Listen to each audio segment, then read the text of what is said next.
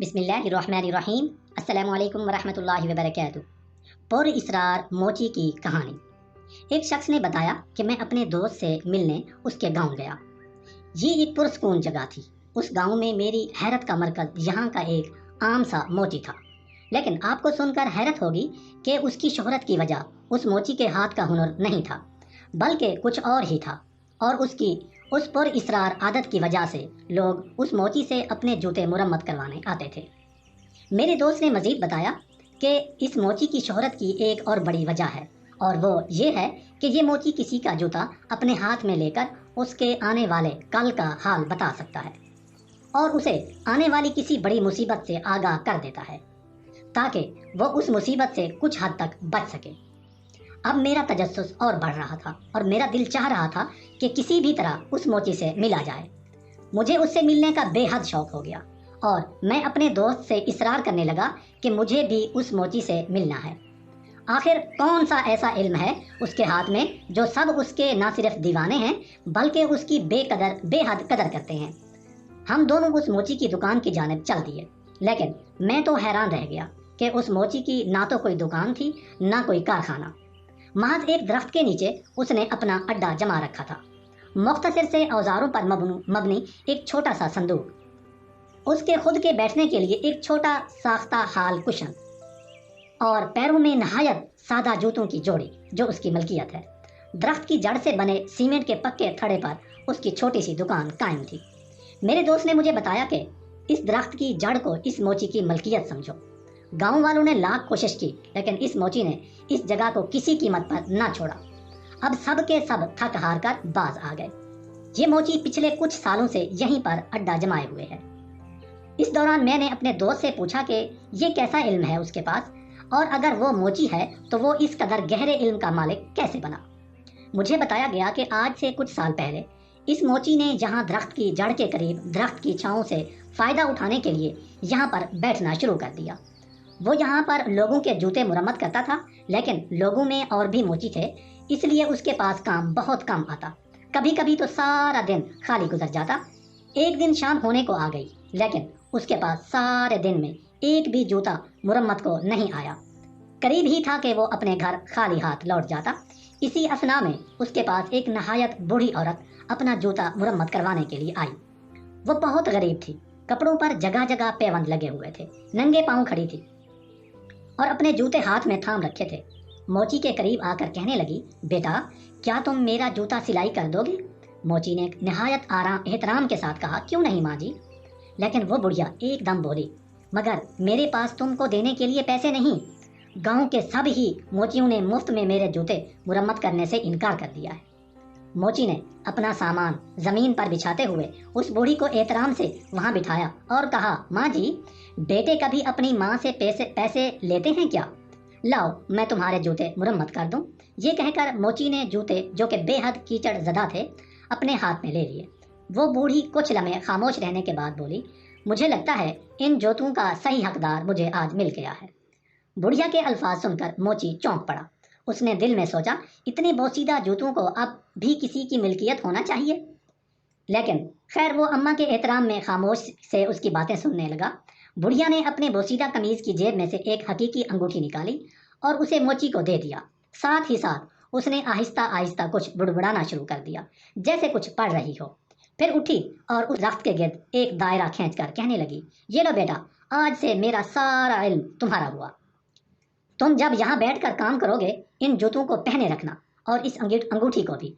اس کے بعد وہ بوڑھی موچی کے پاس سے چلی گئی۔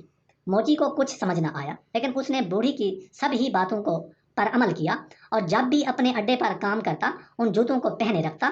اس کے پاس گاہکوں کی لائن لگی رہتی۔ ایک وقت وہ بھی تھا جب پورا دن ایک بھی گاہک نہ آتا تھا۔ ایک وقت ایسا آیا کہ موچی کے پاس گاہکوں کی بڑی لائن کھڑی رہتی۔ اس وقت شروع میں ایک دو بار موچی نے محض آزمانے کی غرض سے وہ جوتے اتارے، مگر جلد ہی اس کو احساس ہو گیا کہ وہ اب ان جوتوں کے بغیر نامکمل ہے۔ آخرکار ہم اس موچی تک پہنچنے میں کامیاب ہو گئے۔ میں اسے غور سے دیکھ رہا تھا۔ وہ نہایت سادہ شخصیت کا مالک تھا۔ اس کی عمر تقریباً 50 سال کے لگ بھگ تھی۔ دبلا پتلا جسم، نظریں نیچی کیے سادہ سی چال کے ساتھ وہ سلام کرتے ہوئے ہمارے درمیان آ بیٹھا۔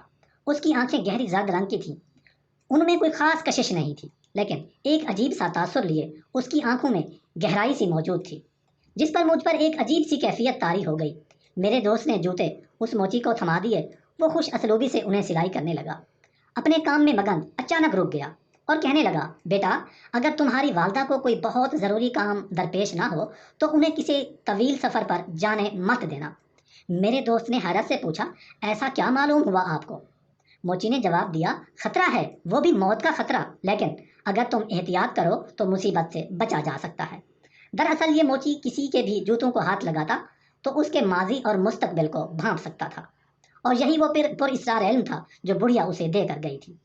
ہم جوتے لے کر گھر واپس لوٹے تو پتہ چلا کہ کچھ دور کے رشتہ داروں میں شادی ہے اور والدہ کو ضرور جانا ہوگا، لیکن ہونی کو کون ٹال سکتا ہے؟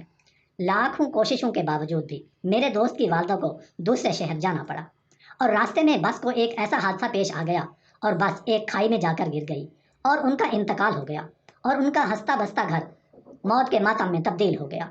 میری تو عقل موقوف ہو کر رہ گئی کہ یہ کیسے ایک شخص محض جوتوں کو ہاتھ لگا کر یہ بتا سکتا ہے کہ ان جوتوں کو پہننے والے کے ساتھ کیا معاملہ درپیش ہوگا۔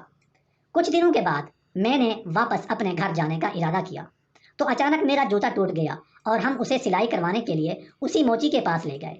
موچی بھائی نے میرے جوتے سلائی کرتے کرتے مسکرانا شروع کر دیا اور کہنے لگا، مجھے کچھ وقت لگے گا، چاہو تو کچھ دیر بعد لے لینا۔ پھر کچھ دیر رک کر مجھے مخاطب کر کے بولا، واہ بھائی، تم قسمت کے تو بڑے دھنی ہو، آنے والے چند سالوں میں ہی تم بلندیوں کو چھوؤ گے۔ میں حیران تھا، حالانکہ میں اس کی پیشین گوئی کا ثبوت اپنی آنکھوں سے دیکھ چکا تھا، پھر بھی میرے یقین میں کچھ کمی سی تھی۔ خیر، ہم سامان سمیٹے اور واپسی کی تیاری کرنے کو واپس چلے گئے۔ شام کو میری واپسی کی ٹرین تھی اور ہم جوتا لینے موچی کی دکان پر پہنچے، لیکن موچی وہاں نہ تھا۔ اس کے شاگرد نے جوتے دینے سے منع کر دیا، وہ خود آ کر دیں گے، لیکن ٹرین کا وقت نکلا جا رہا تھا۔ میں اسے زور دینے لگا تو شاگرد نے 3 جوڑے میرے سامنے رکھ دیے اور کہنے لگا، یہ لیجیے، آپ کا جو آپ کا ہو وہ لے لیں۔ میں نے اپنے جوتے کی پہچان کی اور گھر لے آیا۔ گھر واپس پہنچا ہی تھا کہ میرا جرمنی جانے کا انتظام ہو گیا۔ میں بلندیوں کے خواب دیکھتا ہوا جرمنی پہنچ گیا، لیکن میری قسمت نے اپنا پاسا پلٹ لیا۔ کچھ ہی دن گزرے تھے کہ ایک حادثے کی بنا پر مجھے جیل ہو گئی، اور وہ بھی 5 سال کے لیے۔ اس دوران مجھے بے حد تکلیفوں سے گزرنا پڑا۔ ہر لمحہ میں نے رو رو کر گزارا، ہر رات مجھے موت جیسی لگتی تھی۔ میں ہر وقت دل ہی دل میں موچی کو کوستا رہتا اور سوچتا کہ جس دن میں یہاں سے چھوٹ گیا سیدھا اس کے پاس جاؤں گا، اس کا گریبان پکڑ کر اسے اسی درخت سے گرد گھسیٹوں گا۔ بالآخر وہ قیامت خیز 5 سال ختم ہو گئے اور میں اپنے دل عہد کے ساتھ مطابق وطن واپس پہنچتے ہی سیدھا اس موچی کے پاس پہنچا۔ اسے دیکھ کر میری آنکھوں میں خون کے آنسو اتر آئے، وہ بھی جیسے مجھے اب بھانپ گیا۔ چونک کر کھڑا ہو گیا، میں نے اس کا گریبان پکڑ لیا، اس پر چلانے لگا، اسی کیفیت میں سارا واقعہ سنا ڈالا۔ اسلم نے جو مجھے نہایت افسوس سے دیکھا اور کہنے لگا، دیکھو، جب تمہیں میرے شاگرد نے کہا تھا کہ میں خود آ کر تمہیں جوتے دوں گا، تب تم نے کیوں زبردستی کی؟ کیا تمہیں یقین ہے کہ تم اپنا ہی جوتا لے کر گئے تھے؟ میں قدر حیرت میں آ گیا اور اسلم یعنی اس موچی کا گریبان چھوڑ دیا۔ پھر کچھ دیر بعد سوچ کر مجھے یاد آیا کہ ہاں، اس دن 3 جوڑے تھے جن پر نام نہیں لکھا ہوا تھا، اور وہ تینوں تقریباً ایک ہی جیسے دکھائی دیتے تھے۔ میں نے بڑی مشکل سے اپنے جوتے کی پہچان کی اور لے گیا۔ موچی نے جواب دیا، میں کسی کی امانت میں خیانت نہیں کرتا، تمہارے جوتے آج بھی میرے پاس ہیں۔ تم اس دن کسی اور کا جوتا لے کر گئے تھے اور نام میں نے تمہارے نام کے تقدس میں نہیں لکھا تھا۔ تمہارا نام عبداللہ ہے اور باقی دونوں میں عبد الرحمن اور عبد الحلیم تھے۔ بھلا اللہ کے ناموں کو میں جوتوں پر کیسے لکھ سکتا تھا؟ اسی لیے اپنے شاگرد کو کہہ دیا تھا کہ جوتا میں خود واپس آ کر دوں گا۔ تم جس کا جوتا پہن کر گئے تھے اس کی قسمت میں 5 سال کی قید لکھی تھی، سو وہ تمہیں جھیلنا پڑی۔ تمہاری قسمت تو واقعی بلند ہے، اب تم اپنا جوتا لے لو مجھ سے۔ اس کی باتیں خنجروں کی طرح میرے دل میں پیوست ہو گئیں۔